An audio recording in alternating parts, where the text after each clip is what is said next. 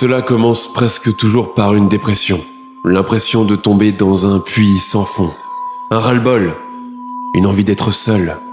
Se sentir trop différent, se sentir inadapté. Un besoin de reconnexion à quelque chose de plus grand. Ne plus trouver le sommeil, ne plus avoir aucun rythme.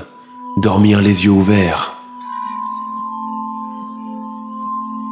Un besoin d'une autre réalité. Alors, on veut s'évader, et on ouvre les portes de son ancienne vie.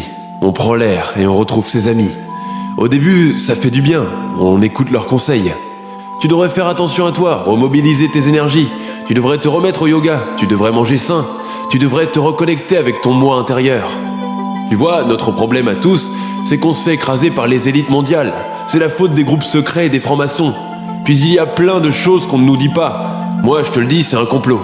Rééquilibre tes chakras, va voir un praticien de Reiki, blablabla. Bla bla bla. Et voilà que l'esprit est embrumé par tout un tas de choses néfastes dont on ne sait pas quoi faire. Notre dépression se transforme en angoisse, en haine du prochain.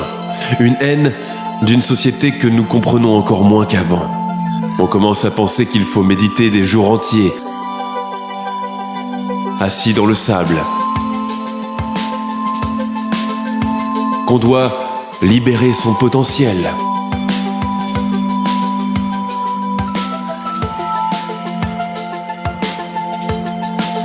Puis, on glisse vers une forme de spiritualité. Dois-je croire en une divinité ? Dois-je croire en l'univers ?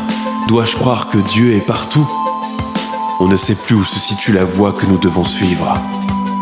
Alors, on ouvre des portes, de plus en plus nombreuses, qui elles-mêmes débouchent sur d'autres questions.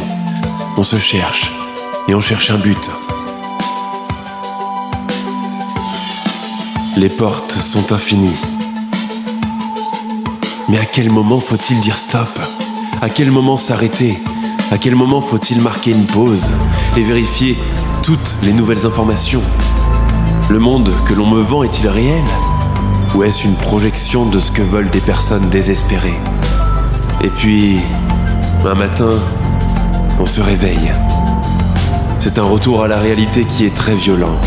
C'est comme une renaissance, et l'on voit la lumière pour la première fois. On voit le monde tel qu'il est réellement.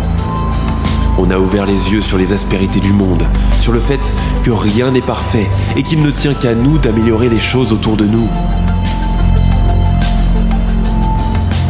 Et on se sent bête d'avoir écouté ceux qui, dans leur mal-être, ont voulu nous faire plonger avec eux. On commence à apprécier ce que l'on est, ce que l'on devient et le chemin que l'on a parcouru, malgré les erreurs que l'on a faites. On apprend à s'aimer.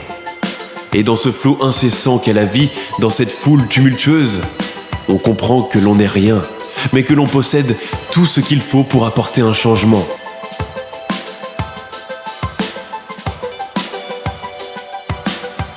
Certes, nous ne sommes que des numéros, mais nous pouvons aider les autres à ne pas s'égarer. Car nous avons beau tous nous ressembler, ce qui fait qu'aujourd'hui, je m'aime, c'est que je suis comme vous. Mais je sais aussi que je suis différent. Ceci est mon histoire.